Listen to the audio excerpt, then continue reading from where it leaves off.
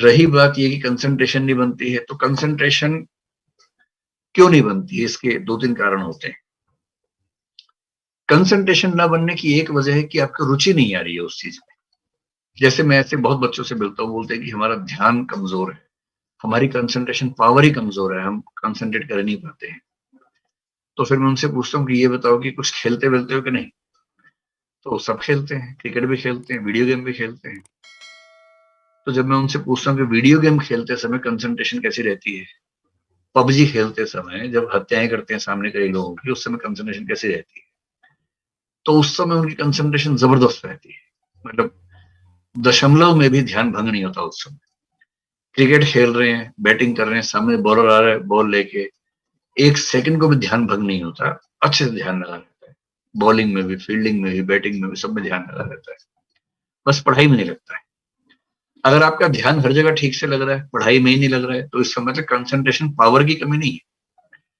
आपकी कंसंट्रेशन पढ़ाई में इसलिए बन रही क्योंकि आपको उसमें इंटरेस्ट नहीं, आपको उसमें रुचि नहीं आ रही है। तो अगर दिक्कत रुचि की है तो 2 समाधान है। पहला, पहले वो सेगमेंट्स पढ़िए जिनमें रुचि बनती है। जैसे संविधान में रुचि आमतौर पर लोगों की बन जाती है, सोसाइटी में बन जाती है, तो पहले वो विषय पढ़ लीजिए जिसमें रुचि बनती है। और दूसरा तरीका ये है कि विषय को बदल बदल के पढ़िए, कि 2 घंटा एक विषय पढ़ा, फिर 2 घंटे में विषय चेंज कर लीजिए, फिर 2 घंटे में विषय चेंज कर लीजिए, तो रुचि बनी रहेगी।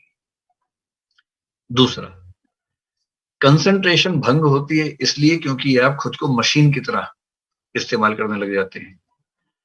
अगर कोई आपके आसपास आपसे ये कहे कि मैं तो 6 घंटे रात भर पढ़ता रहा इतनी कंसंट्रेशन से कि 1 सेकंड को हिला भी नहीं, तो ये सब बेकार की बातें हैं। आमतौर पे ऐसा नहीं होता है। कुछ देवताओं को छोड़ दें तो मनुष्य योनि में ऐसा आमतौर पर नहीं होता है। देव योनि की बातें, देवता लोग ऐसा करते होंगे। कुछ लोग आपसे ये भी कहेंगे कि मैं तो इतना ध्यान से पढ़ रहा था, पड़ोस से बारात गुजर गई, पता भी नहीं चला मुझे तो।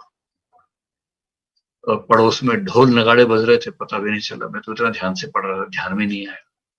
कुछ तो और 30 मार खा होते हैं कि रात को मैं इतना ध्यान से पढ़ रहा था कि लाइट चलेगी तब भी नहीं पता चला मुझे, तो इतनी गहराई से पढ़ रहा था। ऐसे मूर्खों की बातों में नहीं आना है, ये सब बेकार की बातें हैं। सामान्य नियम ये है कि कंसंट्रेशन 50 मिनट से ऊपर किसी का नहीं रहता है अगर गहराई से पढ़ रहे हैं। हर 50 मिनट, हर 55 मिनट, हर 1 घंटे के बाद ब्रेक जरूर लीजिए। 1 घंटा पढ़िए, ब्रेक लीजिए। जैसे मैं तो, मेरी कंसंट्रेशन ठीक ठाक है, बहुत बुरी नहीं है। मेरी मेमोरी भी ठीक ठाक है, बुरी नहीं है। मैं आज भी पढ़ता हूँ, आपको मतलब मैं चैलेंज कर सकता हूँ कि मैं आज भी लगभग आप सबसे ज्यादा ही पढ़ता हूँ। क्योंकि मैं जिस दिन 8-9 घंटे ना पढ़ लूं तो मुझे लगता है कि मेरा पूरा दिन खराब हो गया। मुझे पढ़ने का इतना शौक है, मुझे एग्जाम नहीं देना है, मुझे पढ़ने का शौक है, इसलिए पढ़ता हूँ। मुझे आज तक याद नहीं है कि मैंने कभी आधा घंटा भी लगातार पढ़ाई की। डूब के पढ़ता हूँ, लेकिन जैसे ही आधा घंटा खत्म होता है मुझे ब्रेक चाहिए, कम से कम 2 मिनट का। ब्रेक का मतलब क्या, उठ गए, पानी पी लिया, ऐसे ही घर में कोई बच्चा है तो उसी को थोड़ा छेड़ लिया, थोड़ा चोटी काट दी, उसको थोड़ा मजाक कर लिया, कुछ कर लिया, और कुछ नहीं तो फोन में एक वीडियो गेम खेल ली। मैं भी एक वीडियो गेम सिंपल से खेलता रहता हूँ, जिससे मेरा टाइम वो 2 मिनट में खत्म हो जाती है। वो पूल एक गेम होती है, वो खेलता हूँ। तो हर आधे 1 घंटे में एक वीडियो गेम खेली 2 मिनट की, या किसी को परेशान कर लिया, थोड़ा सा हंसी मजाक कर लिया, या पानी ही पी लिया कम से कम उठ के एक बार। इतना होते ही दिमाग फ्रेश हो जाता है, फिर आप उसी कंसंट्रेशन के लेवल पे फिर से पढ़ पाते हैं। तो आप में से जो 6 घंटे लगातार पढ़ते हैं, वो दरअसल पढ़ते नहीं है, केवल टाइम गुजार रहे हैं। ऐसा मत कीजिए। 1 घंटा मैक्सिमम पढ़िए, विषय बदल बदल के पढ़िए, बीच बीच में हंसी मजाक करते रहिए, और कुछ नहीं, व्हाट्सएप का एक आध मैसेज बीच में देख लीजिए आधे पौने घंटे बाद, तो पढ़ाई ठीक से होगी। कंसंट्रेशन कमजोर होने की तीसरी वजह ये होती है कि आप किसी उधेड़ बुन में हैं, कोई स्ट्रेस है। आप पढ़ाई कर रहे हैं लेकिन चिंता है कि मैसेज क्यों नहीं आया उसका, अब तक आ जाना चाहिए था, चिंता ये उस समय हो रही है।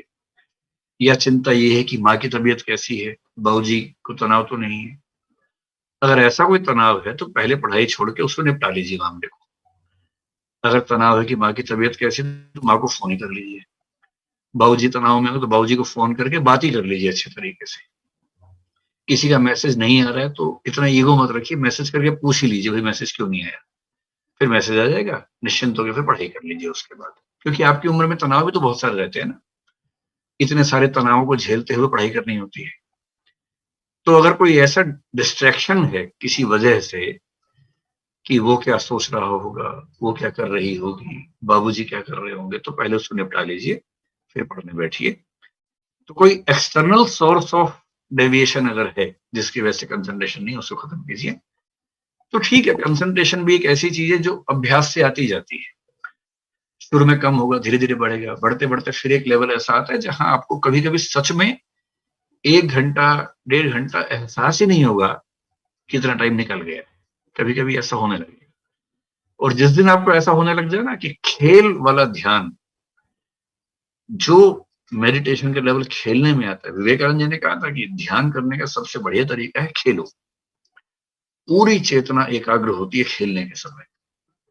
आप पाएंगे कि एक समय के बाद पढ़ने में भी लगभग उस लेवल का कंसंट्रेशन बनने लगेगा, लेकिन टाइम लगता है। थोड़ा अभ्यास कीजिए, मेहनत कीजिए, हो जाएगा। एक अतिरिक्त उपाय कुछ लोग ये कहते हैं, कंसंट्रेशन बढ़ाने के लिए कुछ दवाइयां आती, जड़ी बूटियां, चाहे तो उनका सेवन कर लीजिए और चाहे तो मेडिटेशन का अभ्यास कर लीजिए। उन सबका नाम मैं नहीं बताऊंगा, लेकिन हाँ, अगर आप चाहें तो ट्राई कर सकते हैं। मेरा उनमें बहुत विश्वास नहीं, ये आपकी चॉइस की बात है।